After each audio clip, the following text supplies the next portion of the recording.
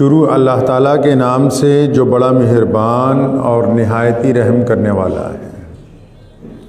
तमाम हज़रात दुरूद पाक पढ़िए। अल्लाहुम्मा सल्ली अला मुहम्मद व अला आलि मुहम्मद कमा सल्लैता अला इब्राहीम व अला आलि इब्राहीम इन्नका हमीदुम मजीद।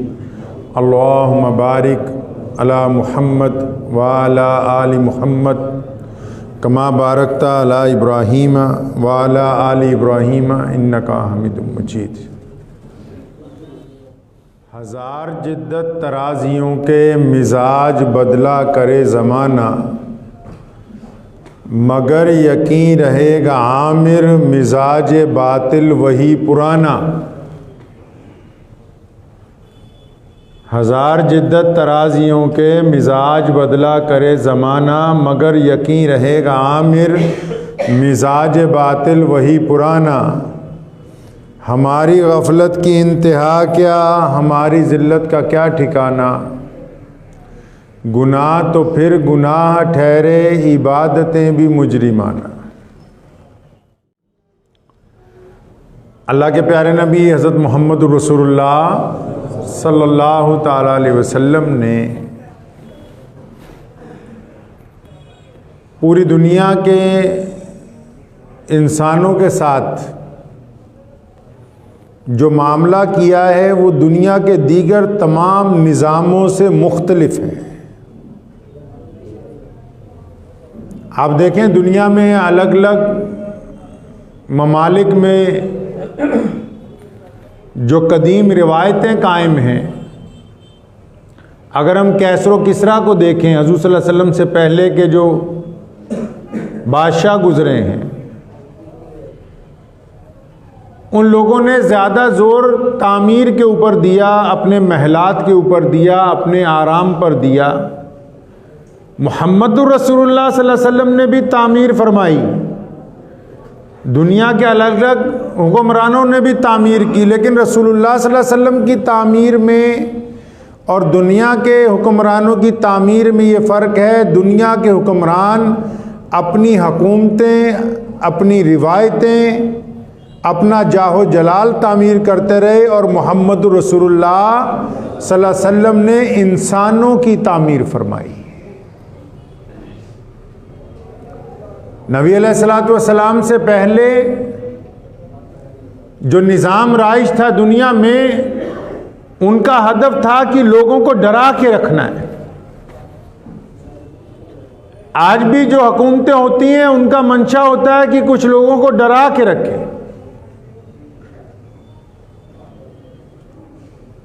नबी अलैहिस्सलातु वस्सलाम के दौर से पहले जो बड़े बड़े जागीरदार थे, बड़े बड़े इलाकों के सूबेदार थे, उनका मंशा था कि जो हमारी आवाम है ये हमसे खौफज़दा रहे, हमारे आगे सवाल ना करे। अगर हम दिन को रात कहें तो ये रात कहें, अगर हम रात को दिन कहें तो ये दिन कहें। हुज़ूर नबी अलैहिस्सलातु वस्सलाम से पहले औरत का एहतराम कायनात में नहीं था, और इस बात का तसव्वुर ही नहीं लोग कर सकते थे कि इसको भी एहतराम दिया जाना चाहिए।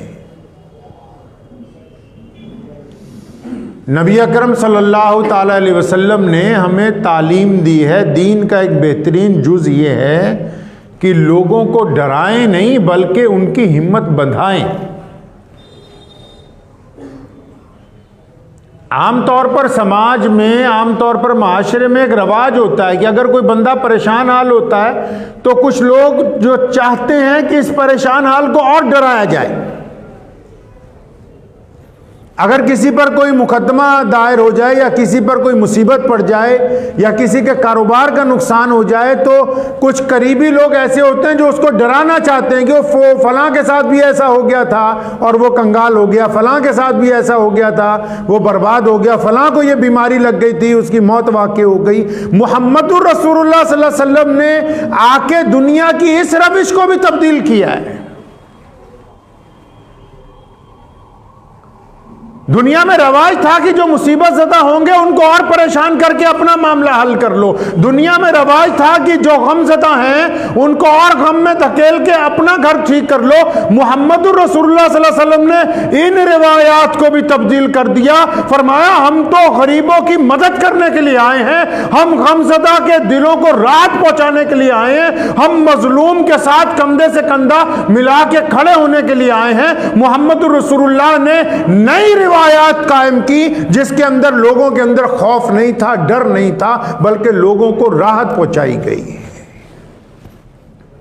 पता यह लगा कि एक मुसलमान की यह जिम्मेदारी बनती है कि अगर उसके आस पड़ोस में रहने वाला कोई हो, चाहे उसका सगा भाई हो या हम मजहब ना हो, चाहे वो दूसरे मजहब से ताल्लुक रखता हो, मोहम्मद रसूलुल्लाह सल्लल्लाहु अलैहि वसल्लम ने हमें यह तालीम दी है कि जब जो लोग तुम्हारे राब्ते में हैं और जब वो मुसीबत के अंदर मुब्तला हो जाते हैं तो अपनी आंखें बंद नहीं की जा सकती। अगर आपका पड़ोसी परेशान हो जाता है तो यह मुमकिन नहीं है कि आप भरपेट खाना खाएं और वो भूखा अपने घर के अंदर सोता रहे। इस्लाम ने इन रिवायात को तोड़ा है।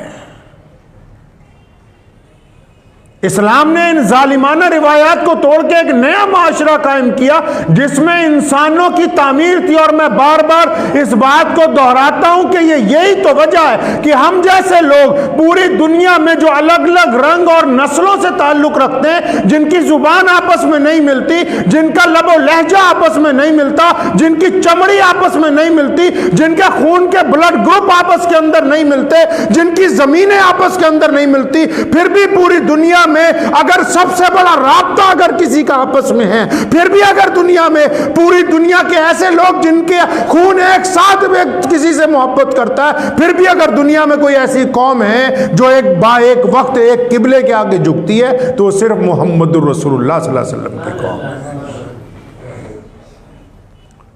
क्यों? अगर आपको पता लगे कि जी चाइना में कोई मुसलमान परेशान हाल है, आपको तकलीफ होती नहीं? दिल में होती है।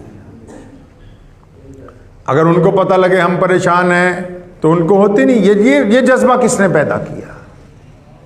यही तो इंसानों की तामीर है। लोग इमारतें बनाते रहे, मोहम्मद रसूलुल्लाह सल्लल्लाहु अलैहि वसल्लम ने ऐसे इंसानों की तामीर कर दी जो खुद भी यकजान है, जो खुद भी एक दूसरे से मोहब्बत करने वाले, जो मजलूम की मदद करने वाले, जो हमसायों की मदद करने वाले, जो माँ बेटियों को एहतराम देने वाले।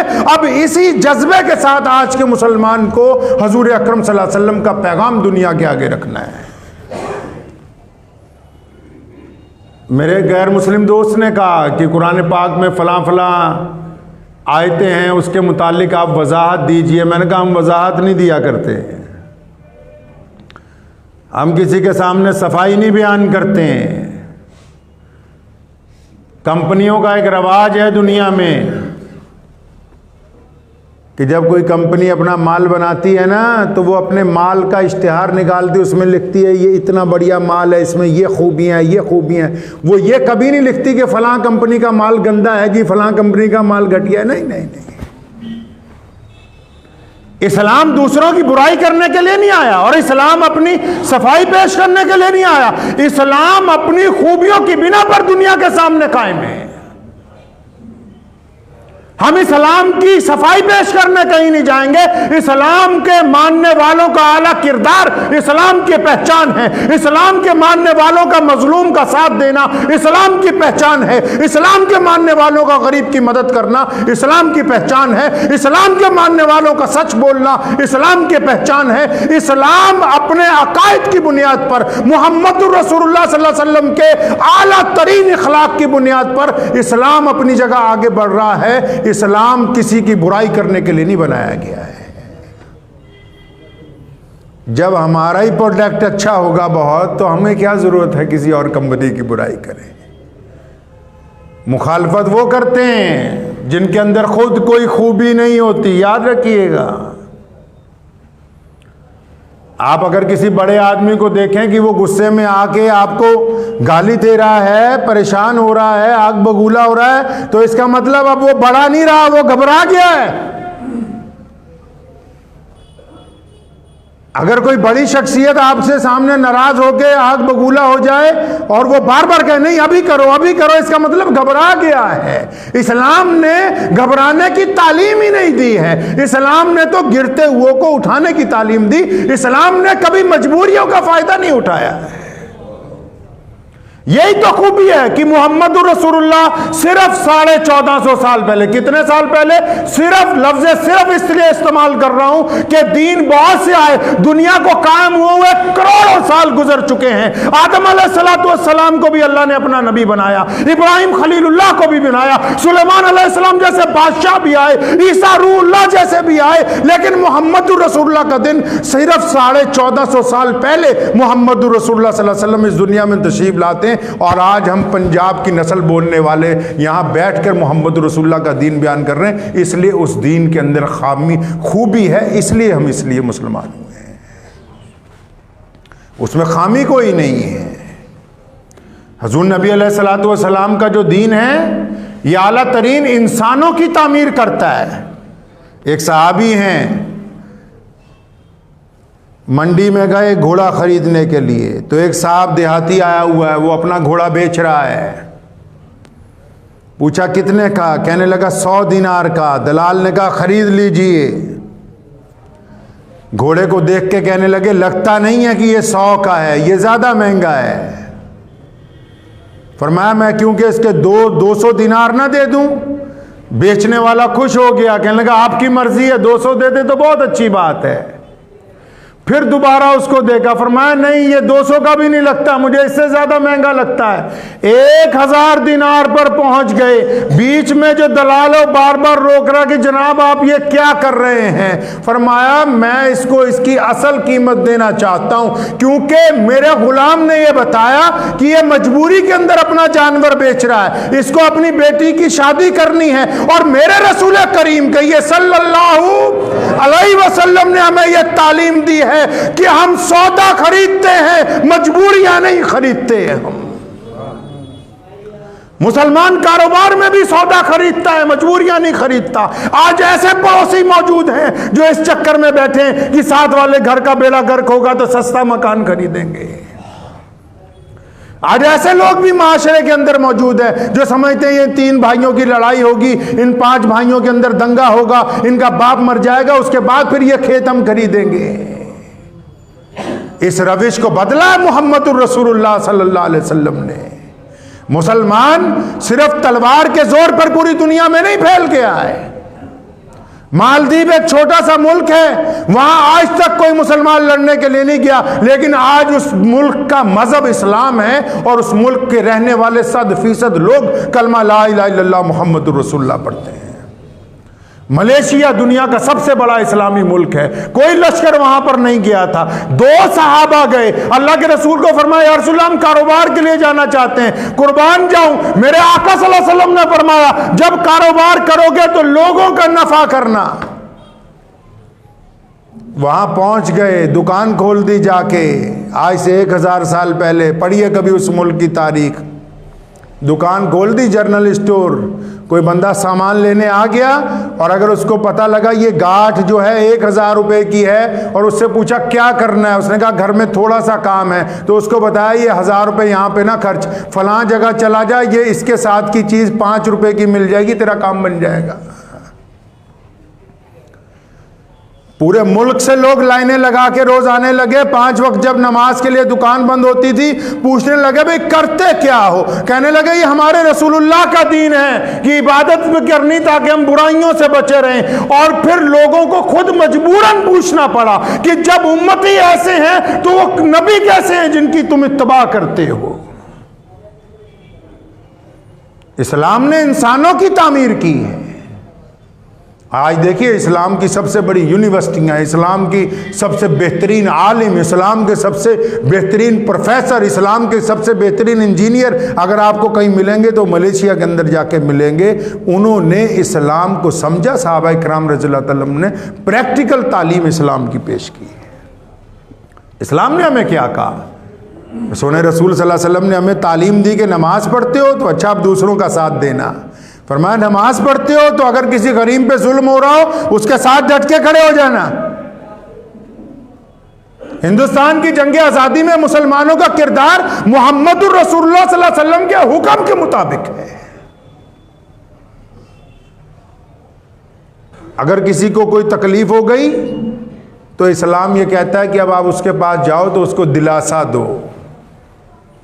कई लोग जाते हैं, किसी को परेशानी हो जाती है, किसी को कोई कैंसर का मर्ज हो जाए, कोई खतरनाक बीमारी हो जाए, तो कई पड़ोसी जाते, रिश्तेदार जाते, ओहो भाई फलां का चचा भी इसी मर्ज के अंदर, फलां मैंने देखा मर गया बेचारा, बचा नहीं। तो जो मरीज़ है उसका दिल बैठ जाता है। अल्लाह ताला ने, रसूलुल्लाह सल्लल्लाहु अलैहि वसल्लम ने इसे गुनाह करार दिया। सोने रसूल सल्लल्लाहु अलैहि वसल्लम ने लोगों के दिलों की कैफियत के मुताबिक तामीर की है इंसानों की। एक सहाबी का बच्चा गुम गया, फरमाया अभी जब ढूंढने जाएंगे, जब मिल जाए तो वहां जाके जोर से बेटा बेटा पुकार के छाती से नहीं लगाना। हो सकता है उस मैदान में खेलने वाले बच्चों में कुछ यतीम भी हों तो उनका दिल दुख जाए कि काश हमारा बाप होता तो वो भी इसी तरह तड़प के हमें बुलाता।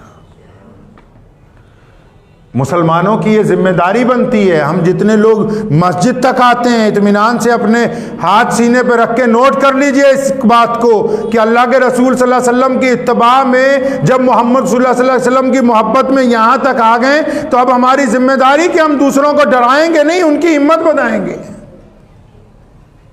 हम पड़ोसियों को मायूस नहीं करेंगे, उनका साथ देंगे। हम दुखी लोगों को, परेशान हाल लोगों को धुतकारेंगे नहीं, अपना हाथ उनकी तरफ मदद के लिए बढ़ाएंगे। ये मोहम्मदुर रसूलुल्लाह की सुन्नत है। किसकी सुन्नत है जी? मोहम्मदुर रसूलुल्लाह की सुन्नत है। इस्लाम की आला तरीन मियार ने। हुज़ूर सल्लल्लाहु अलैहि वसल्लम को देखें किस तरह लोगों से मोहब्बत करते हैं। सुराका बिन मालिक रसूलुल्लाह सल्लल्लाहु अलैहि वसल्लम जब मक्के से मदीने के लिए निकले, पीछे गया घोड़ा लेके नौज़ुबिल्लाह गिरफ्तार करने के लिए कि 100 ऊंट मिल जाएंगे मुझे। करीब पहुंचा, घोड़े के दोनों पैर जमीन में धंस गए। फिर निकाला घोड़ा, फिर भागा, पीछे पहुंचा, फिर धंस गए। तीसरी बार दिल ने कहा कि सराका इनको कोई गिरफ्तार नहीं कर सकता है। करीब पहुंचा ना जब माफ़ी मांगने के लिए, कुर्बान जाऊं मोहम्मद रसूलुल्लाह सल्लल्लाहु अलैहि वसल्लम पर। अंदाज़ा लगाएं ये दुनिया कैसे फतह कर दी सोने रसूल सल्लल्लाहु अलैहि वसल्लम ने। कायनात में आज अगर कोई सुप्रीम लीडर है इंसानों का, मुल्क किसी का हो, रंग नस्ल कोई भी हो, कायनात में सबसे ज्यादा दिलों पर अगर कोई जात राज करती है तो सिर्फ और सिर्फ मुहम्मदुर रसूलुल्लाह सल्लल्लाहु अलैहि वसल्लम की जात है। फरमाया सुराका, ओ तुम हमें पकड़ने के लिए जद्दोजहद कर रहे हो, हम तो तुम्हारे हाथों में किसरा के कंगन देख रहे हैं। किसरा जानते हो कौन है? किसरा उस वक्त का यूएनओ का प्रधान है पूरी दुनिया का। जहां ईरान और इराक है उसका बादशाह है, सारे बादशाह उससे डरते हैं। हाथ में बड़े बड़े कंगन पहन के रखता है सोने के, जवाहरात के। अरब के रेगिस्तान में मदीने को जाते हुए रसूलुल्लाह सल्लल्लाहु अलैहि वसल्लम ने पेशन गोई की थी, सुराका और मैं तो तेरे हाथ में, यानी मैं चाहता हूं तू मुसलमान हो जाए, कलमा पढ़ ले, सहाबी बन जा, और तेरे हाथों में किसरा के कंगन देखता हूं। हजरत उमर रज़ियल्लाहु तआला अन्हु के दौर तक सराका बिन मालिक रज़ियल्लाहु तआला अन्हु जिंदा रहे, बड़ी जंगों में हिस्सा लिया। लोग कहा करते थे सुराका ध्यान रखा करो कोई तीर तलवार ना लग जाए। फरमाया नहीं, जब तक कंगन हाथ में नहीं आ सकते मौत नहीं आएगी, क्योंकि रसूलुल्लाह ने फरमाया था कि किसरा के कंगन तुम्हारे हाथों में देखता हूं। और जब वो मुल्क फतह हुआ, वो कंगन हजरत सुराका को पहनाए गए। मोहम्मद रसूलुल्लाह सल्लल्लाहु अलैहि वसल्लम के साथ अबू जहल ने क्या नहीं किया, गले में रस्सी डाली, आप सल्लल्लाहु अलैहि वसल्लम को जख्मी किया, हुजूर सल्लल्लाहु अलैहि वसल्लम के बच्चों पर तशद्दुद किया, हुजूर सल्लल्लाहु अलैहि वसल्लम के रिश्तेदारों पे तशद्दुद किया। फिर आप सल्लल्लाहु अलैहि वसल्लम क्या करते हैं, जिस दिन अबू जहल का बेटा हजरत इकरमा मुसलमान होने के लिए आते हैं ना, सहाबा को कहते हैं मजलिस में बैठे हुए, ए मेरे सहाबा वो इकरमा आ रहा है, उसके बाप का नाम लेके उसे ताने मत देना। खुदा की कसम सैयदना अबू बकर के, उमर के, सैयदना उस्मान, बिलाल, अबू हुरैरा जैसे लोगों के आंसू निकल आए थे। फरमाया या रसूलल्लाह, इतना बड़ा दुश्मन जिसने इब्तिदा से इंतहा तक आपसे कदम कदम पर दुश्मनियां निभाई, आप उसकी औलाद के साथ भी खैर खाई की बात करते हैं। अक्सर लोग, ये मैं देखता हूं कई बार सोशल मीडिया पर, इस्लाम की बदनामी करने की कोशिश करते हैं। बहुत सारे लोग इस्लाम के खिलाफ पोस्टें डालने की कोशिश करते हैं। ऊट पटांग लिखने की कोशिश करते हैं। लेकिन मुसलमानों एक बात याद रखो, अगर हमारा किरदार रसूलुल्लाह सल्लल्लाहु अलैहि वसल्लम के हुक्म के मुताबिक है, हम अगर ग्रास रूट पर सही चल रहे हैं, तो फिर दुनिया के बकवास करने से इस्लाम को नुकसान नहीं हो सकता। हमें अपना प्रोडक्ट अच्छा बना के रखना है। समझ आ गई बात क्यों नहीं? इस चक्कर में नहीं पड़ना फलां कंपनी क्या कह रही है। अपना प्रोडक्ट अच्छा बनाना है, अपना किरदार अच्छा बनाना है। हमारे किरदार से साबित हो कि ये मोहम्मदुर रसूलुल्लाह सल्लल्लाहु अलैहि वसल्लम के गुलाम है। और याद रखो, मोहम्मदुर रसूलुल्लाह से वफादारी जो करेगा, कल क़यामत के दिन एक वक्त आएगा, रसूलुल्लाह फरमाया जगह जगह हौज लगे होंगे, लोग पानी पी रहे होंगे, फरमाया मेरे हौज पर सबसे ज्यादा भीड़ होगी। और फिर टाइम आना एक दिन, क़यामत वाले दिन। क्या टाइम आना है पता है? अल्लाह ताला से जब माफ़ी करवानी है, रसूलुल्लाह ने आवाज़ मारनी है, आ जाओ जो मेरे वाले हैं इधर को आ जाओ। खुदा की कसम लोग दौड़ पड़ेंगे, लेकिन जिन्होंने रसूलुल्लाह से वफादारी नहीं ना की होगी, उनके कदम जम जाएंगे। फिर जो रसूलुल्लाह सल्लल्लाहु अलैहि वसल्लम के वफादार नहीं होंगे, उनके कदम जम जाएंगे। जिन्होंने बेईमानियाँ की होंगी दीन के साथ, वो नहीं आगे बढ़ सकेंगे। इसलिए हमें इस जज्बे के साथ ज़िंदगी गुजारनी कि हम मुसलमान हैं, इस बात को हमेशा याद रखना है। अल्लाह ने हमें बहुत बेहतरीन बनाया। मैं बचपन से देखता हूँ कई गैर मुस्लिमों के अक्सर फैसले हमारे यहाँ आते हैं, मुसलमानों और गैर मुस्लिमों के झगड़े के। कुछ लोग बैठे हुए थे, तो एक साहब, मुझे पता था ये मुसलमान जो है गलत बयानी कर रहा है, तो सामने वाले गैर मुस्लिम ने क्या कहा पता है? उसके लफ्ज़ क्या थे? कहता यार तेनू शर्म नहीं आती, तू मुसलमान होके झूठ बोल रहा है। ये तो चलो एक फैसले की बात है, लेकिन मैं उनके इन अल्फाजात पे गौर करता रहा कि हमारे आबो अजदाद यानी हमारे जो बड़े थे, उन्होंने ऐसी खूबसूरत ज़िंदगी गुजारी है कि उनको देखने वाले लोग आज हमें कहते हैं कि यार अगर तुम झूठ बोलते हो तो तुम्हें शर्म नहीं आती। इसका मतलब दुनिया ये समझती है आज भी कि मुसलमान झूठ नहीं बोल सकता। जो मुसलमान किसी गैर मुस्लिम के साथ बैठ के शराब पीता है ना, जो किसी गैर मुस्लिम के साथ बैठ के शराब पीता है ना, जब वो एक दफ़ा ज़रूर उसे मजाक में पूछता है, पूछ लीजिएगा किसी शराबी से, यार ये थोड़े च हराम नहीं, भी मना नहीं थोड़े च। उनको भी पता है कि रसूलुल्लाह सल्लल्लाहु अलैहि वसल्लम की जो इत्तबा करने वाले हैं वो नापाकी की तरफ नहीं बढ़ेंगे। हमें अपने अंदर से खोट दूर करना, छोड़ दो दुनिया में कौन क्या कर रहा है। जो मुसलमान इस चक्कर में है ना कि किसका पजामा ऊंचा, किसका नीचा, किसकी लंबी दाढ़ी, किसकी छोटी, कौन ऐसे नमाज पढ़ रहा, कौन ऐसे नमाज पढ़ रहा है, मैं उनको कहता हूं कि आप पहले अपने किरदार के अंदर मुसलमान बने। क्या आपके घर वाले आपसे राजी? क्या आपके माँ बाप आपसे राजी हैं? क्या आप कमाई जो कर रहे हैं दयानतदारी के साथ कर रहे हैं? क्या आपका किरदार खुद का? तकरीरें करने से कुछ नहीं होता है। मुझ जैसे पता नहीं कितने मौलवी हैं रोज़ 4-4 घंटे तकरीरें करते हैं। मुहम्मदुर रसूलुल्लाह सल्लल्लाहु अलैहि वसल्लम में और आज के मुबल्लिग में ये फ़र्क है। सोने रसूल जब खिताब करते थे सारी रात उम्मत के लिए दुआएं करते थे। सोने रसूल सल्लल्लाहु अलैहि वसल्लम जब उम्मत से बात करते थे, रात को घर में छुप छुप के जाके उनकी मदद करते थे। नारे लगवाने से मसला हल होने वाला नहीं है, बातें करने से मसला हल होने वाला नहीं है, जब तक हम इसको अपने किरदार में नहीं उतारेंगे। एक बात भी अगर आप उतार लेंगे ना, एक बात भी अगर आप पल्ले बांध लेंगे हुज़ूर सल्लल्लाहु अलैहि वसल्लम की, खुदा की कसम दुनिया और आखिरत में किसी और चीज़ की ज़रूरत ही नहीं रहेगी। हुज़ूर सल्लल्लाहु अलैहि वसल्लम से अपने प्यार के जज्बे को बढ़ाएं, बार बार हुज़ूर सल्लल्लाहु अलैहि वसल्लम को पढ़ें, आप सल्लल्लाहु अलैहि वसल्लम की ज़िंदगी को पढ़ें, उनके किरदार को पढ़ें, उनकी बातों को पढ़ें। खुदा की कसम आज तक जिन लोगों ने सोने रसूल सल्लल्लाहु अलैहि वसल्लम को पढ़ा है ना, वो दुनिया के आला तरीन मुसलमान बने हैं। तो हम अगर चाहते हैं कामयाबी हासिल करना है तो किसकी पैरवी करनी है जी?